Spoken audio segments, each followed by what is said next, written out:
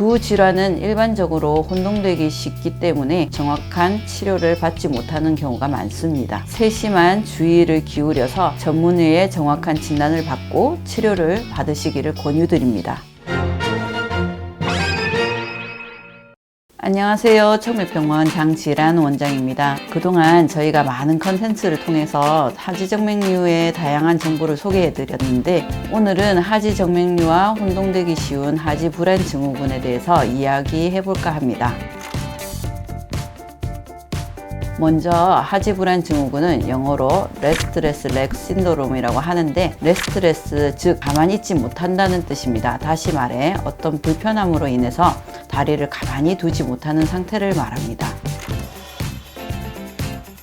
하지불안 증후군의 원인은 명확히 밝혀져 있지는 않지만 뇌의 도파민 불균형으로 발생하는 경우가 있고, 또 조기에 발병하는 경우에는 유전적 요인도 고려를 해봐야 합니다. 하지불안 증후군의 증상은 대개 특징적인 증상을 보이는 경우보다는 다리에 벌레가 기어가는 느낌, 뜨겁게 타는 듯한 느낌, 다리를 잡아당기는 느낌 등 매우 주관적이고 개개인에 따라서 아주 다양하게 호소할 수 있고, 또 증상이 다리에 국한되지 않고 손, 발, 몸통 등에 다양하게 나타나기도 합니다. 반면에 하지정맥류의 증상은 다리에 국한되는 양상을 보이면서 증상 자체도 두드러지는 혈관, 부종, 경련 등 좀 더 객관적인 양상으로 나타나기 때문에 타인에 의해서도 확인되는 경우가 많습니다. 하지불안 증후군의 증상은 주로 움직임이 적을 때 악화되고, 움직임이 시작되면 완화되는 양상이 있습니다. 그러므로 환자의 대부분은 주로 밤에 불편한 증상이 나타나게 되어 수면 장애를 유발하기도 합니다. 반면 하지정맥류의 증상은 주로 하지 거상 시, 즉 다리를 이렇게 들어 올렸을 때 호전되는 양상을 보이는 경우가 많습니다. 하지불안 증후군의 증상은 질병, 스트레스,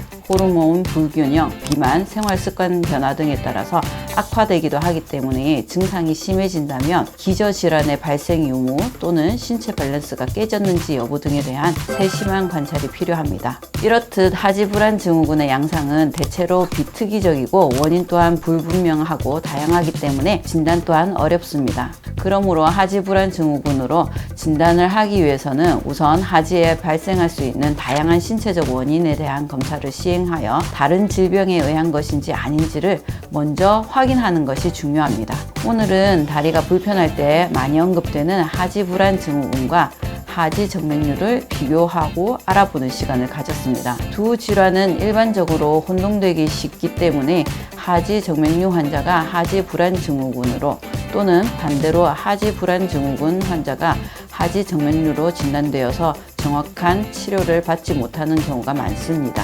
하지정맥류 진단 기준은 혈관 초음파상 0.5초 이상의 역류라는 명확한 진단 기준이 있는 반면, 하지불안 증후군은 매우 다양한 질환과의 감별이 필요한 질환으로 자칫 원인 질환을 놓치는 경우가 발생할 수 있으니 세심한 주의를 기울여서 전문의의 정확한 진단을 받고 치료를 받으시기를 권유드립니다.